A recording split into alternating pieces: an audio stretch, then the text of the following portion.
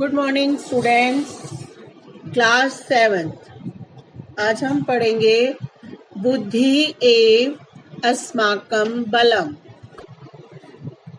कश्चित् बलवान सिंह आसीत्। कश्चित् अर्थात कोई, कह प्लस चित कोई, बलवान ताकतवर, सिंह आसीत शेर था। आसीत में अस धातु है और लंग लकार है। लंग लकार आप पहले पढ़ चुके हैं। भूतकाल के लिए इसका प्रयोग किया जाता है। उसके बाद है सह वनस्य राजा आसीत। सह मतलब वह, वनस्य वन का, राजा था, वह वन का राजा था। वन का मतलब क्या होता है बच्चों? जंगल। और वनस्य में षष्ठी विभक्ति एक वचन लगा है, वन का। सर्वे पशवः सिंहात भीताः आसन्। सर्वे, सर्वे मतलब सारे, पूरे जंगल के। पशवः, पशवः मतलब पशु। पशु शब्द है, बहुवचन है। पशु, पशु, पशवः।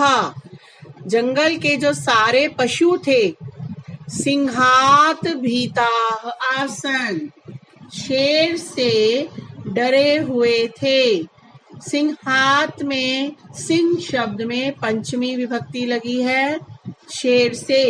भीताः का अर्थ है डरे हुए। आसन अर्थात थे। यहाँ अस धातु लंग लकार प्रथम पुरुष बहुवचन। सिंह प्रतिदिनम पशून मारयति स्म। सिंह अर्थात शेर, प्रतिदिन हर रोज, पशून पशुओं को, मारयति स्म मार देता था। मारयति जो शब्द है उसका अर्थ है मारता है, लेकिन यहाँ इसके साथ शब्द लगा है स्म।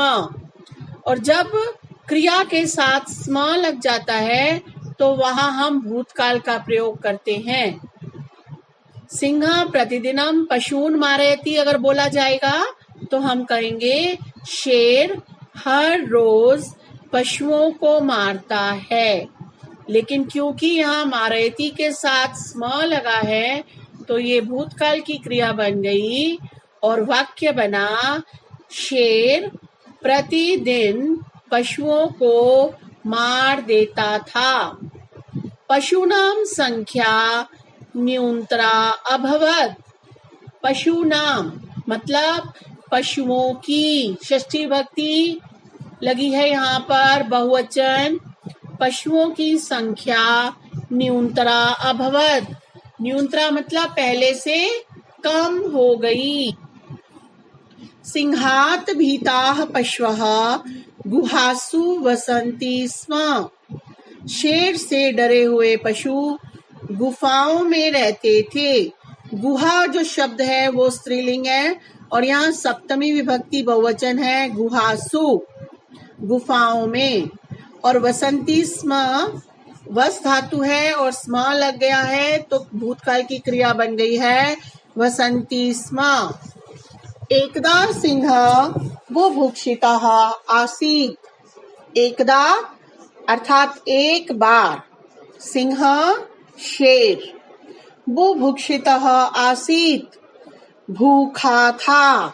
बुभुक्षित शब्द नया शब्द है जिसका अर्थ है भूखा। इतस्ततः, इतस्ततः का मतलब है इधर उधर। भ्रमण, भ्रमण अर्थात घूमते हुए। सह एकाम गुहाम अपश्यत। सह मतलब उसने, एकाम मतलब एक, गुहाम मतलब गुफा को, अपश्यत देखा। इधर उधर घूमते हुए उसने एक गुफा को देखा। सह अचिंत्यत, उसने सोचा, अत्र अवश्यमेव पशुः भविष्यति। अब वो भूखा था, इधर उधर घूम रहा था, और उसने वहां पर एक गुफा देखी और उसने सोचा। अचिंत्यत का अर्थ है सोचा। क्या सोचा? अत्र यहाँ अवश्यमेव पशु भविष्यति, यहाँ अवश्य ही पशु होगा। अहम तम खादित्वा तृप्तः भविष्यामि। अहम अर्थात मैं, तम उसको, खादित्वा खाकर, तृप्तः भविष्यामि तृप्त हो जाऊंगा। खादित्वा में खाद धातु है और कत्वा प्रत्यय लगा है और कत्वा से शब्द बन गया खदित्वा, खादित्वा। तो मैं उसको खाकर तृप्त हो जाऊंगा। एवं एषा गुहा अपि मम भविष्यति। एवं इस प्रकार, एषा यह, गुहा अपि गुफा भी, मम भविष्यति मेरी हो जाएगी। समझ में आ गया? उसने क्या सोचा शेर ने? क्योंकि उसे भूख लगी थी, उसने एक गुफा देखी, उसे लगा कि यहाँ पर कोई ना कोई जानवर होगा तो मैं उसको खाकर तृप्त हो जाऊंगा, मतलब मेरा पेट भर जाएगा और इस प्रकार ये गुफा भी मेरी हो जाएगी। भविष्यति जो शब्द है बच्चों, भू धातु लिरिट लकार, प्रथम पुरुष एक वचन। लिरिट लकार भी आपने पहले पढ़ा हुआ है। परम गुहाया स्वामी एकः शृगालः आसीत्। परम अर्थात, परम का मतलब होता है लेकिन, गुहा का स्वामी, गुहाया में षष्ठी भक्ति एक वचन है, लता की तरह इसके रूप चलेंगे। गुफा का स्वामी एकः शृगालः आसीत्, एक सियार था। सह अतीव बुद्धिमान आसीत्, सह मतलब वह, अतीव बहुत ही बुद्धिमान था, क्योंकि शृगाल तो बहुत बुद्धिमान होता है, जिसे आप सियार भी कहते हैं। सायंकाले यदा सह गुहाम प्रति आगच्छत। अब गुफा में कौन है बच्चों? शेर, और गुफा का स्वामी है शृगाल, जो कि बहुत बुद्धिमान था। तो सायंकाले शाम के समय, यदा सह, यदा मतलब जब, सह मतलब वह, गुहाम प्रति आगच्छत, गुहाम मतलब गुफा की ओर, प्रति मतलब तरफ, ओर, आगच्छत आया, तदा तब, मार्गे मार्ग में, सह सिंहस्य चरण चिन्हानि अपश्यत। तब उसने रास्ते में क्या देखा? सह सिंहस्य, शेर के, उसने शेर के चरण चिन्हों को, पैरों के निशानों को देखा। शृगालः अचिन्त्यत, शृगाल ने सोचा, सिंह तु अवश्यम एव गुहाया अभ्यंतरम भवेत। शेर तो अवश्य ही, तू का मतलब होता है बच्चों तो, शेर तो अवश्य ही गुहायाः अभ्यंतरम भवेत, गुफा के अंदर होना चाहिए। अभ्यंतरम का अर्थ होता है अंदर, और भवेत में भू धातु है और विधिलिंग लकार प्रथम पुरुष एकवचन है, लेकिन अभी आपने विधिलिंग लकार पढ़ा नहीं है, इसे हम अभी बाद में पढ़ेंगे। चाहिए के अर्थ में इसका प्रयोग होता है। तो भवेत अर्थात होना चाहिए। तदा किम करणीयम, तदा तब क्या करना चाहिए। अब वो सोचने लगा कि भाई अंदर तो शेर होना चाहिए, अब मुझे क्या करना चाहिए। इति विचार्य सह एकम उपायम अचिंत्यत। इति इस प्रकार, विचार्य विचार करके, सह उसने, एकम एक, उपायम अचिंत्यत उसने एक उपाय सोचा। गुहाया समीपम गत्वा सह श्रृगालः उच्चै अवदत्।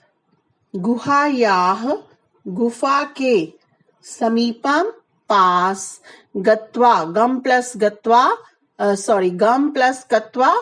गत्वा अर्थात जाकर, गुफा के पास जाकर उस श्रृगालः उस श्रृगाल ने उच्चै अवदत् जोर से बोला।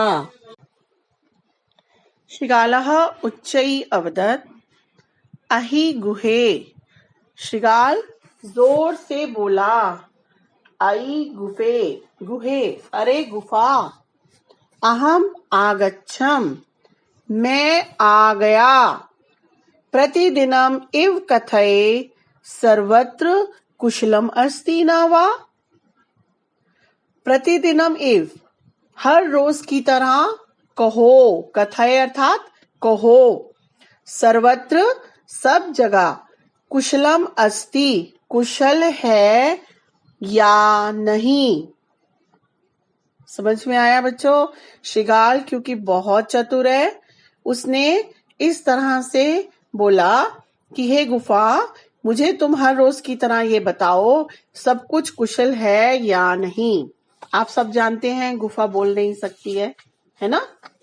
लेकिन सिंह अचिंत्यत, शेर ने सोचा यदि अहम उत्तरम न दास्यामि, यदि अगर अहम मैं उत्तरम न दास्यामि उत्तर नहीं दूंगा, तदा तु श्रृगालः गमिष्यति, तब तो श्रृगाल सियार चला जाएगा।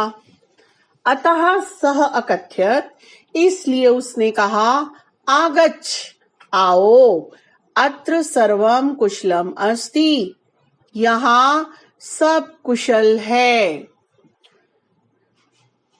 अब देखिए शेर कैसे मूर्ख बन गया। गुफा तो बोलती नहीं है, ये तो श्रृगाल की चाल थी।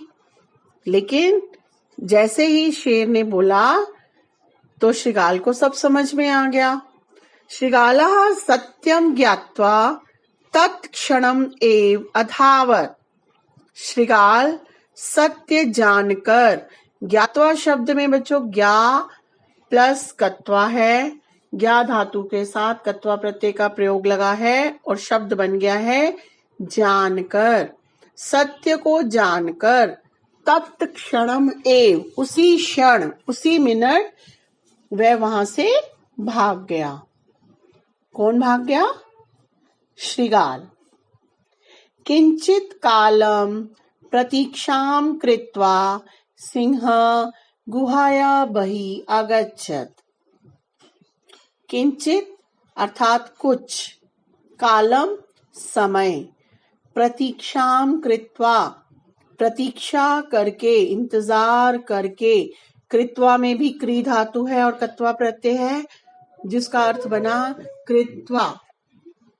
कुछ समय इंतजार करके सिंह शेर गुहाया बहि आगच्छत् गुफा के बाहर आ गया।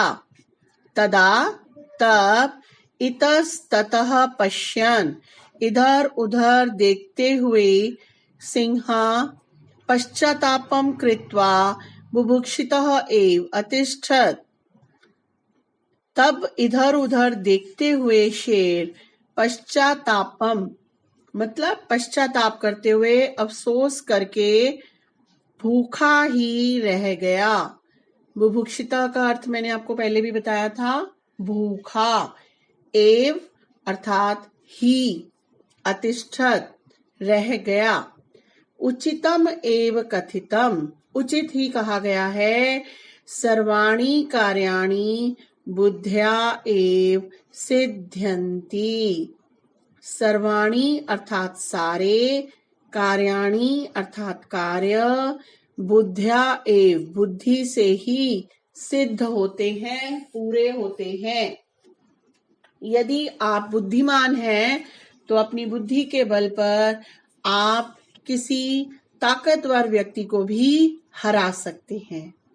अतः बुद्धि एव अस्माकं बलम अस्ति। अतः का मतलब है इसलिए, बुद्धि ही अस्माकम हमारा बल है, ताकत है। बुद्धि हमारी सबसे बड़ी ताकत है। जिस तरह से मैंने आपको एक कहानी बताई है बच्चों, इसी तरह से मिलती जुलती कहानी आप सोचिए, जो हमें ये बताती है कि बुद्धि की ताकत सबसे बड़ी ताकत होती है।